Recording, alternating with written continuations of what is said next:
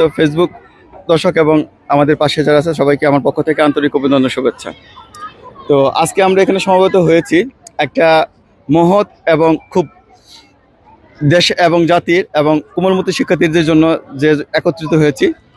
এখন কেন আমরা একত্রিত হয়েছি এবং আজকের এই বিষয়টা কি, এই মূল বিষয়টা নিয়ে কথা বলবেন আমাদের করিমগঞ্জ উপজেলার কিন্ডারগার্টেন অ্যাসোসিয়েশনের সভাপতি মতিউর রহমান মাহবুব, চাইল্ড কেয়ার স্কুলের প্রতিষ্ঠাতা। ধন্যবাদ সজীব। আসসালামু আলাইকুম প্রিয় করিমগঞ্জবাসী। আজকে আমরা এখানে যে উদ্দেশ্যে ছাত্রদের নিয়ে আসছি সেটা হইল লেখাপড়ার মান উন্নয়ন। কয়েক বছর আগে এখানে সমস্ত উপজেলা নিয়ে আমরা বৃত্তি পরীক্ষা নিতাম ক্লাস 1 থেকে 5 পর্যন্ত, কিন্তু ওই দুর্যোগপূর্ণ আবহাওয়া ছিল করোনার কারণে এই প্রোগ্রামটা বন্ধ হয়ে যায়।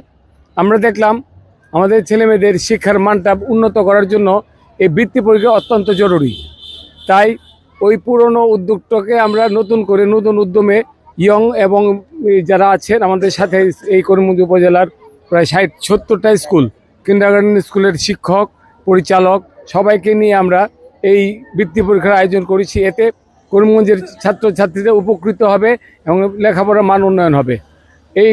এই ধারাবাহিকতা যদি অব্যাহত থাকে তা আমরা আশা করি আগামী দিন এই আমাদের ছাত্রছাত্রীদের নিয়ে যে কোনো ফোরামে আমরা প্রতিযোগিতা করতে পারবো। আমরা চাই এই উদ্যোগের সাথে আপনারা সম্পৃক্ত হয়ে এই আমাদের উদ্যোগটাকে সফল করে তুলুন। এবং আমরা চাই যে এই উপজেলার যে কিন্ডারগার্টেন স্কুলই কয়েকটা স্কুল এখন অংশগ্রহণ করে নাই, ওনাদেরকে আহ্বান জানাবো এই পরীক্ষায় অংশগ্রহণ করে ছাত্রছাত্রীদের মেধা বিকাশে সহযোগিতা করুন।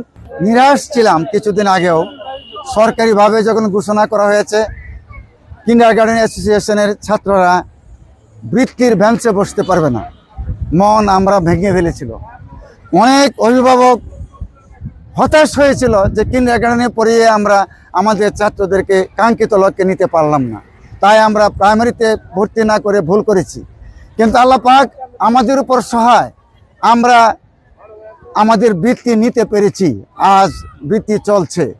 আর অপরদিকে যারা নাকি আমাদেরকে হতাশ করেছিল তারা কোথায় আছে এটা আমরা জানি না, এটা মানুষই দেখতেছে।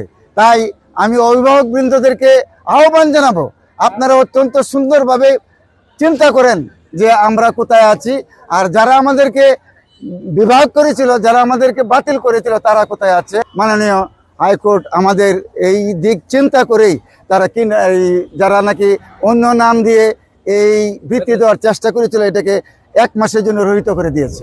আমি সরকারকে ধন্যবাদ জানাই এই ব্যবস্থার জন্য। আমরা এই পরীক্ষা 100% চিন্তা করতেছি, কোনো কারচুপি হবে না।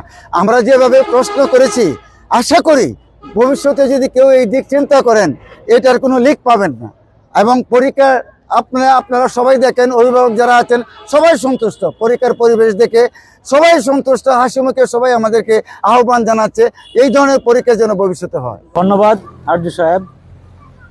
আমি মারতেছি আইডিয়াল স্কুলের টিচার, অভিভাবকও বলতে পারেন। তো আমরা গার্ড নিচ্ছি করিমগঞ্জ মডেল পাইলট বালক বিদ্যালয়ের শিক্ষক এবং কলেজের শিক্ষক সহ, যাতে এদের মধ্যে আমরা অ্যাসোসিয়েশনের পক্ষ থেকে কোনো শিক্ষক এখানে নাই, এখানে আছে এই করিমগঞ্জ পাইলটের কোনো কারচুপি সম্ভাবনা নাই, যাতে কারচুপি না হয় সেই জন্য আমরা অন্য শিক্ষক দ্বারা এই। আমার নাম জিল্লুর রহমান, পল্লী জননী কিন্ডারগার্টেনের প্রতিষ্ঠাতা পরিচালক। আমি মোহাম্মদ ফরহাদ, পপুলার কিন্ডারগার্টেন পারাকোল জয়কা, করিমগঞ্জ উপজেলায় একটা স্কুল। আমি সরকারকে ধন্যবাদ জানাই যে আমাদের এ পর্যন্ত সার্বিক সহযোগিতা করার জন্য। বিগত সময়ে আমরা শুনতে পাচ্ছিলাম যে আমাদের এই যে সরকারি যে বৃত্তি পরীক্ষাটা সেটা অফ করে দেওয়া হয়েছিল, আমাদেরকে সেই বৃত্তি পরীক্ষা থেকে বিভিন্ন কায়দা বেকায়দাভাবে আমাদেরকে বাদ দেওয়ার চিন্তা ভাবনা করা হয়েছিল একটি মহল।